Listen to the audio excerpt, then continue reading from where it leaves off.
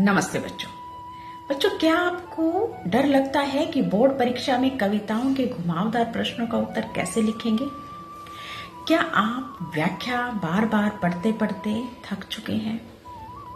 तो प्यारे बच्चों, आज की यह वीडियो आपके इस काम को आसान करने वाली है।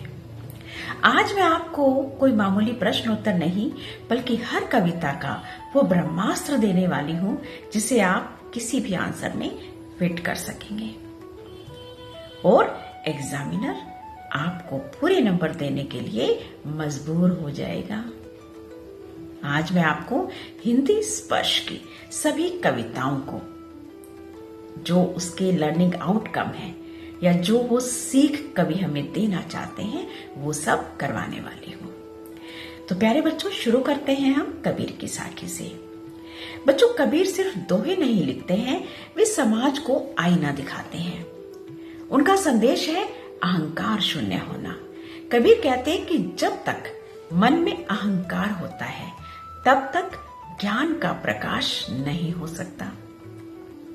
वे साफ कहते हैं कि दुनिया भौतिक सुखों में अंधी होकर सो रही है, जबकि असली ज्ञान वह है जो ईश्वर और प्रेम की गहराई को समझे।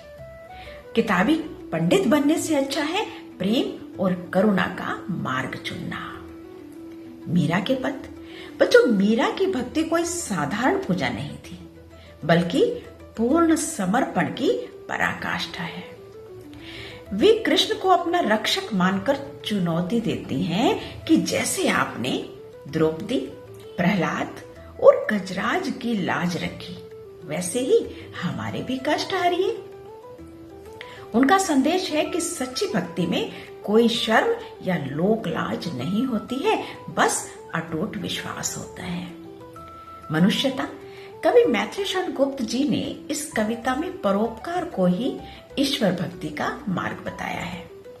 वे कहते हैं कि मनुष्य है वही है जो मनुष्य के लिए मरे। यह कविता हमें सिखाती है कि हमारी ताकत दूसरों को सहारा देने में है, न कि अकेले आगे बढ़ने में। उदारता वह गुण है जो इंसान को मरने के बाद भी इतिहास में जीवित रखता है। आत्मत्राण।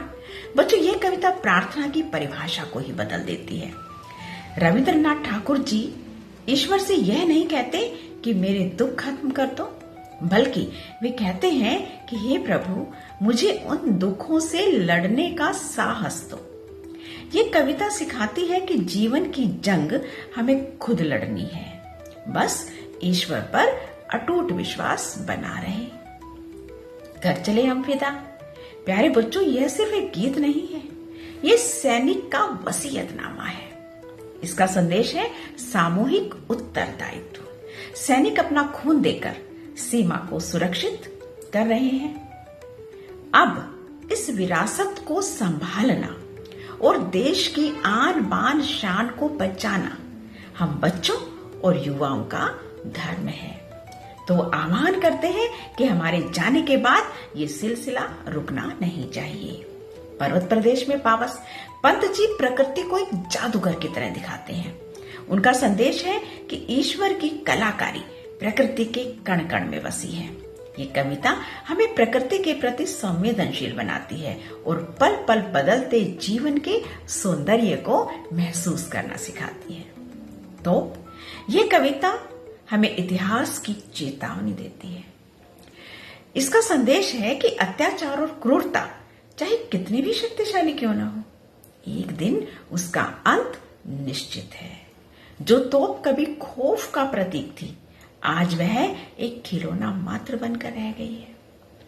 यह शक्ति के अहंकार को चूर करने वाली कविता है। तो बच्चों, ये था आपकी सभी कविताओं का वो निचोड़ जो आपको हर प्रश्न का उत्तर देने के लिए आपको सही रास्ता दिखाएगा।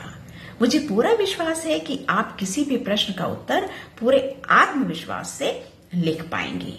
अगर आज की इस क्लास ने आपका डर कम किया हो, तो इस वीडियो को अपने सभी क्लासमेट्स तक जरूर पहुंचाएं। जो हिंदी से घबराते हैं, चैनल को सब्सक्राइब करें ताकि बोर्ड परीक्षा परीक्षा तक मैं आपके साथ बनी रहूं। याद रखिए, आप सिर्फ स्टूडेंट नहीं हैं, आप कल के भविष्य हैं।